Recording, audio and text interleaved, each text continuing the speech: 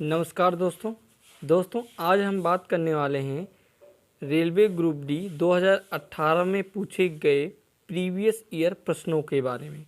दोस्तों ये सारे के सारे प्रश्न रेलवे ग्रुप डी में पूछे जा चुके हैं और ये 18/9/2018 फर्स्ट शिफ्ट में पूछे गए थे।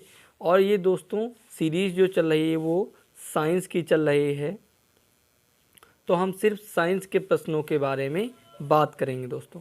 तो चलिए दोस्तों बढ़ते हैं वीडियो की तरफ। दोस्तों जो हमारा पहला प्रश्न है वो है, निम्न में से कौन सा तत्व लचीला और कोमल होता है। ऑप्शन दोस्तों मेरे पास हैं सल्फर, तांबा, कार्बन, फास्फोरस।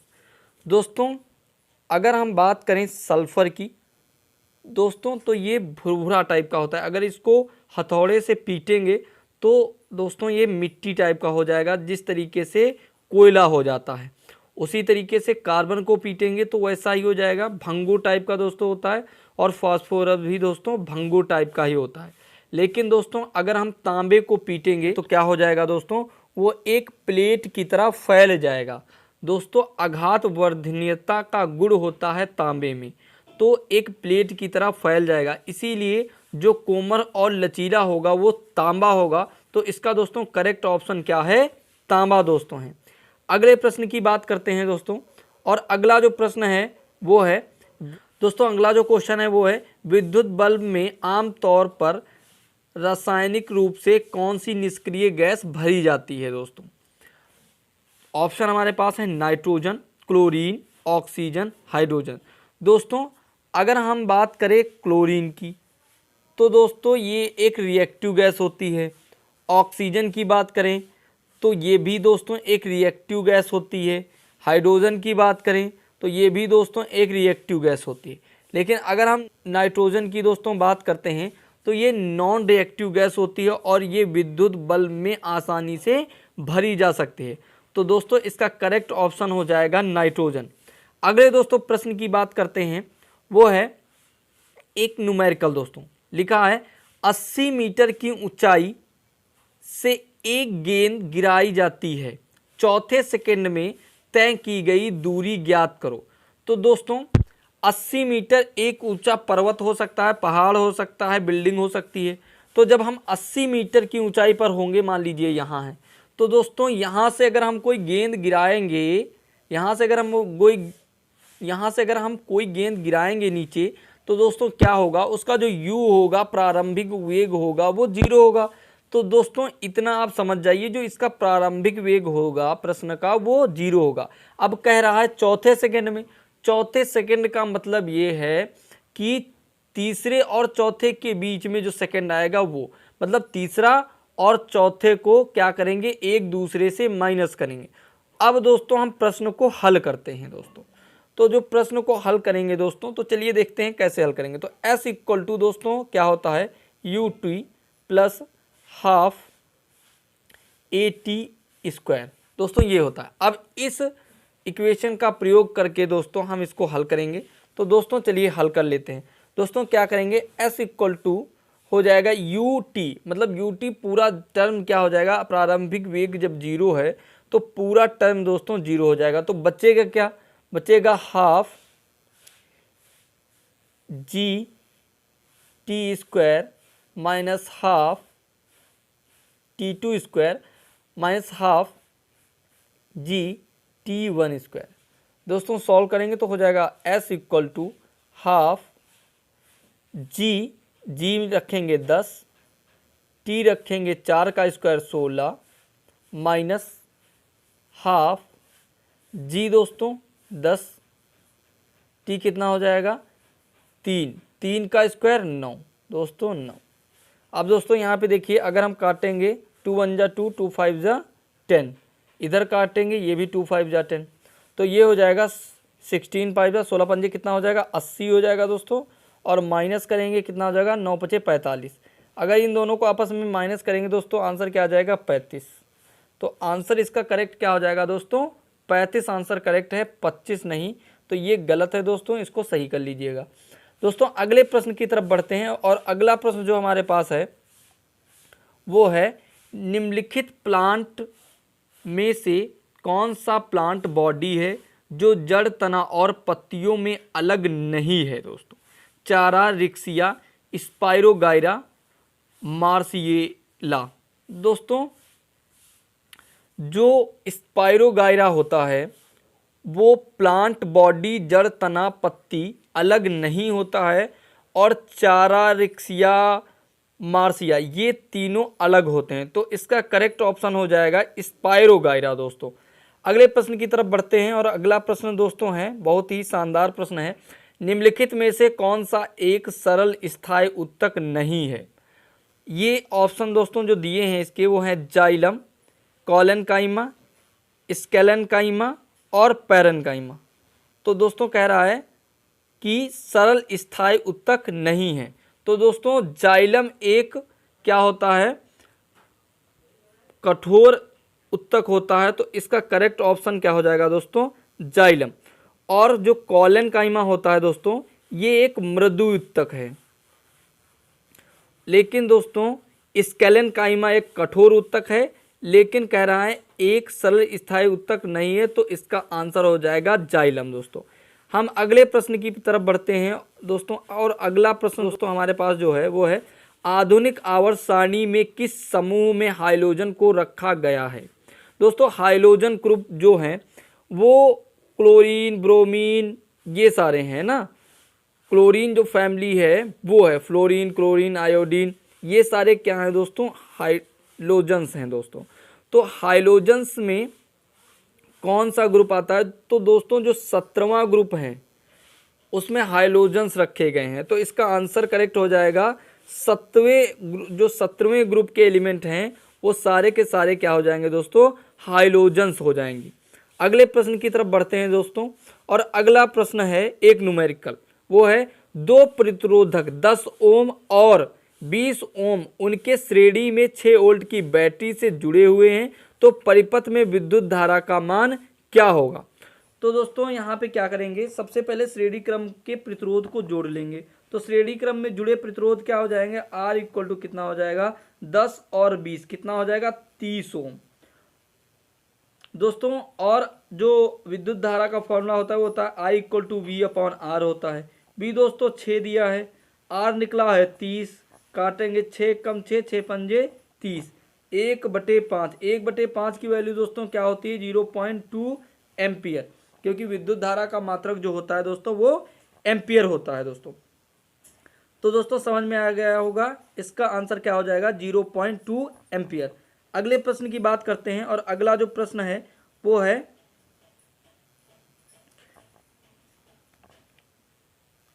निम्न में से कौन सा एक समूह से संबंधित नहीं है? दोस्तों इसमें पूछा गया है एक समूह से संबंधित नहीं है, अलग जो हो दोस्तों।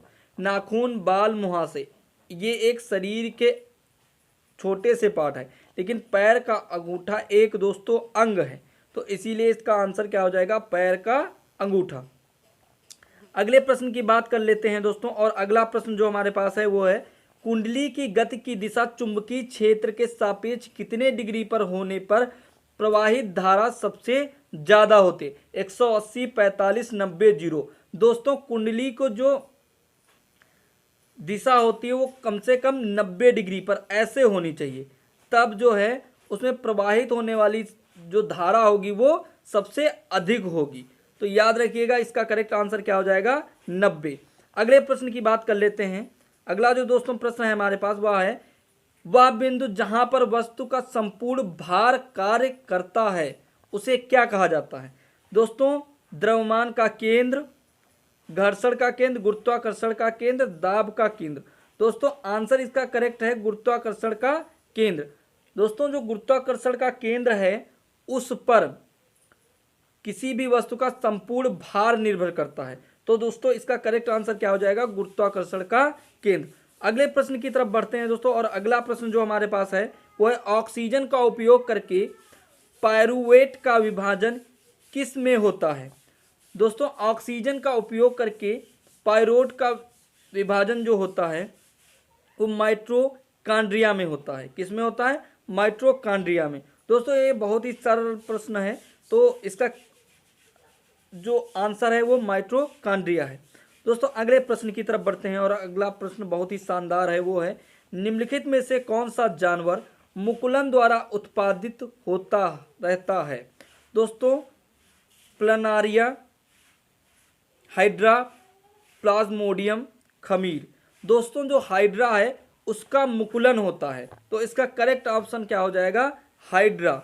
तो आंसर याद रखिएगा दोस्तों, हाइड्रा का क्या होता है? मुकुलन होता है। दोस्तों आगे प्रश्न की बात कर लेते हैं। दोस्तों अगला प्रश्न है, दिए गए विलयन की पीएच पर विचार कीजिए और बताइए किस विलयन में हाइड्रोजन आयन की सांद्रता सबसे ज़्यादा होती है। दोस्तों इसको हम समझ लेते हैं। ये स्केल होती है पीएच की। यहाँ पे 7 नंबर होता है, इधर 8, 9, इधर 14 तक होते हैं। दोस्तों यहाँ पे होता है 6, 5, 4, 3, 2, 1। तो दोस्तों जितना हम इधर बढ़ेंगे उतनी हाइड्रोजन आयन की सांद्रता बढ़ेगी। तो दोस्तों इसमें सबसे कम क्या है? सबसे कम अगर हम ऑप्शन की बात करें तो 10.1। तो इसमें OH आयन की सांद्रता अधिक है 4.7। ये अम्लीय है, H+ आयन की सांद्रता है लेकिन सबसे ज़्यादा नहीं है 2.4। दोस्तों ये भी अम्लीय है, इसमें भी H+ आयन की सांद्रता है लेकिन 8.0 दोस्तों क्या हो जाएगा? क्षारीय, इसमें OH- आयन की सांद्रता है। तो सबसे कम क्या है? 2.4, और 2.4 में सबसे ज़्यादा हाइड्रोजन आयन की सांद्रता होगी। तो इसीलिए इसका करेक्ट आंसर क्या हो जाएगा दोस्तों? 2.4 हो जाएगा। अगले प्रश्न की बात कर लेते हैं। अगला प्रश्न दोस्तों जो है वो है, चंद्रमा पर किसी वस्तु का भार पृथ्वी पर इसके भार का कितना गुना होता है? दोस्तों ये प्रश्न सैकड़ों बार मैं पढ़ा चुका हूं, तो इसका करेक्ट आंसर क्या हो जाएगा? 1/6। दोस्तों अगले प्रश्न की बात कर लेते हैं। अगला जो प्रश्न है वो है, निम्नलिखित में से यौगिक में क्रिस्टलीकरण का पानी नहीं होता है। मतलब इसका ये है दोस्तों, ऐसा इसमें कौन सा, इन ऑप्शन में कौन सा ऐसा ऑप्शन है जिसमें पानी की मात्रा नहीं होती है? दोस्तों बेकिंग सोडा का जो सूत्र होता है वो होता है, दोस्तों क्या होता है मैं बताता हूँ, NaHCO3। ये दोस्तों बेकिंग सोडा है और खाने का सोडा भी कहा जाता है। लेकिन इसमें देख लीजिए दोस्तों, कहीं पर भी H2O नहीं आया है, तो इसका आंसर तो ये हो जाएगा। अदर ऑप्शन की बात कर लेते हैं दोस्तों। अगले जो ऑप्शन है वो है जिप्सम। दोस्तों जिप्सम जो होता है उसमें 2H2O आता है, तो दोस्तों ये भी नहीं हो सकता।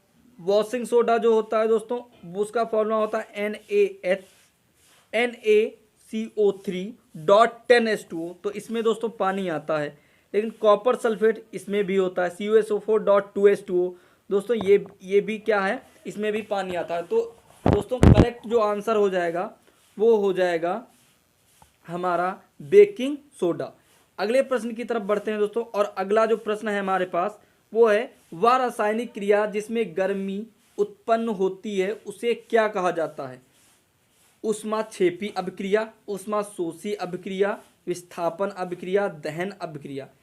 दोस्तों इसका करेक्ट आंसर है ऊष्माक्षेपी अभिक्रिया। जिसमें गर्मी उत्पन्न होती है उसे ऊष्माक्षेपी अभिक्रिया कहते हैं, और जिसमें ऊष्मा का शोषण होता है उसमें ऊष्माशोषी अभिक्रिया कहते हैं दोस्तों। और दहन अभिक्रिया में दोस्तों क्या होता है? वाटर निकलता है और कार्बन डाइऑक्साइड निकलती है। विस्थापन अभिक्रिया जो होती है उसमें क्या होता है दोस्तों? अधिक क्रियाशील तत्व कम क्रियाशील तत्व को हटाकर उसका स्थान ग्रहण कर लेता है। दोस्तों अगले प्रश्न की तरफ बढ़ते हैं, और अगला जो प्रश्न है हमारे पास वो है, निम्नलिखित में से कौन सा हार्मोन युवा अवस्था में पुरुषों में यौन लक्षण दिखाता है? दोस्तों टेस्टोस्टेरोन, इंसुलिन, पशु हार्मोन, एस्ट्रोजन। दोस्तों जो एस्ट्रोजन होता है वो महिलाओं का हार्मोन होता है, और टेस्टोस्टेरोन जो होता है वो पुरुषों का हार्मोन होता है। तो यहाँ पे लिखा है युवा अवस्था में, तो युवा अवस्था में क्या हो जाएगा? टेस्टोस्टेरोन आंसर हो जाएगा। तो इसका करेक्ट आंसर है फर्स्ट, टेस्टोस्टेरोन। अगले प्रश्न की बात कर लेते हैं दोस्तों, और अगला प्रश्न है, परमाणु संख्या के आधार पर तत्वों को वर्गीकृत किसने किया था? डोबेराइनर, मोजले, न्यूलैंड, मेंडलीव। दोस्तों तत्वों के परमाणु संख्या, परमाणु क्रमांक के आधार पर मोजले ने क्या किया था? उनको वर्गीकृत किया था। दोस्तों जो अगला प्रश्न है दोस्तों वो है, यदि दो असामान्य विमानों में समान गतिज ऊर्जा है तो उसमें भारी वस्तु में होता है। दोस्तों ये जो क्वेश्चन है वो रेलवे की तरफ से इग्नोर किया गया है, तो ये दोस्तों गलत क्वेश्चन है। अगले प्रश्न की बात करते हैं। अगला जो प्रश्न है वो है, समय के साथ ऊर्ध्वाधर रूप से फेंकी गई गेंद का वेग होता है। दोस्तों ये भी रेलवे ने निगलेक्ट किया है क्वेश्चन। और अगला जो प्रश्न है हमारे पास वो है, कैल्शियम हाइड्रोक्साइड का सही सूत्र है CaO, कैल्शियम ऑक्साइड इसे बोलते हैं। CaOH का होल्टाइज कैल्शियम हाइड्रोक्साइड बोलते हैं। CaCO3 दोस्तों इसको बोलते हैं calcium carbonate. CaCO2 calcium carbide दोस्तों इसे बोलते हैं। तो इसका करेक्ट आंसर दोस्तों हो जाएगा कैल्शियम हाइड्रोक्साइड। अगले क्वेश्चन की बात कर लेते हैं। और अगला जो क्वेश्चन है वो दोस्तों क्वेश्चन है, एक 40 किलोग्राम भार की लड़की 4 सेकंड में 5 मीटर ऊंचाई तक सीढ़ियों पर चढ़ती है, उसके द्वारा उपयोग शक्ति ज्ञात करो। दोस्तों पावर निकालनी है। P इक्वल टू क्या होता है? W/T होता है दोस्तों। और यहाँ कह रहा है W इक्वल टू क्या होता है? F.S।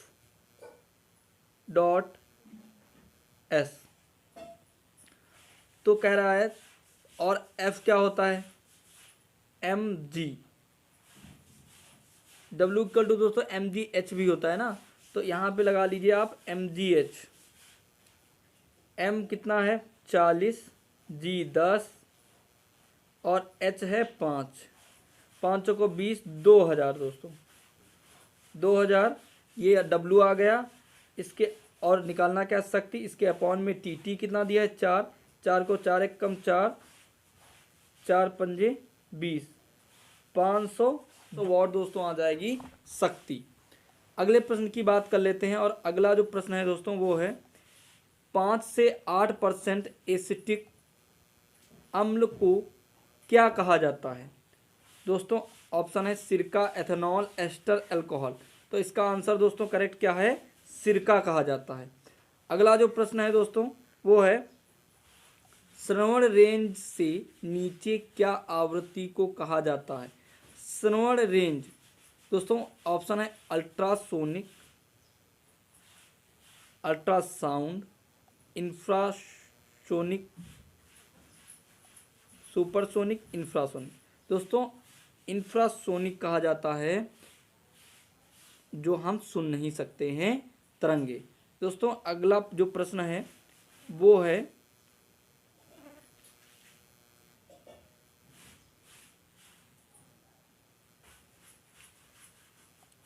प्रकाश की किरण पानी से गिलास में जाती है तो वह किसकी ओर झुकती है? दोस्तों याद रखिए, जब कोई वस्तु सघन माध्यम से विरल में माध्यम में जाएगी तो वो अपने अभिलंब से दूर हट जाएगी। ये दोस्तों क्या है? अपवर्तन का नियम है। तो वो लिखा है यहाँ पे दोस्तों, ऑप्शन है सामान्य की ओर जाती है वह गति घटती है। मतलब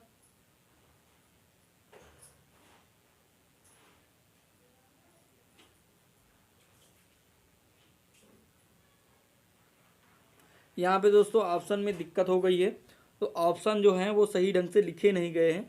तो यहाँ पे जो होना चाहिए वह अपने अभिलंब, अगर सघन से विरल में जा रही है तो वह अपने अभिलंब से क्या हो जाएगी? दूर हट जाएगी। और अगर विरल से सघन में आ रही तो अभिलंब की ओर झुक जाएगी।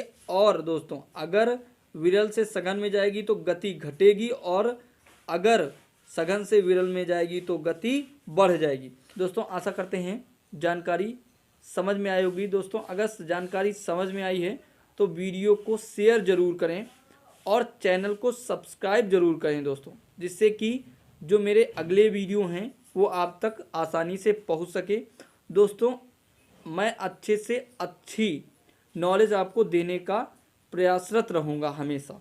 दोस्तों आज के लिए इतना ही, मिलते हैं अगली वीडियो में। जय हिंद। Take care, bye.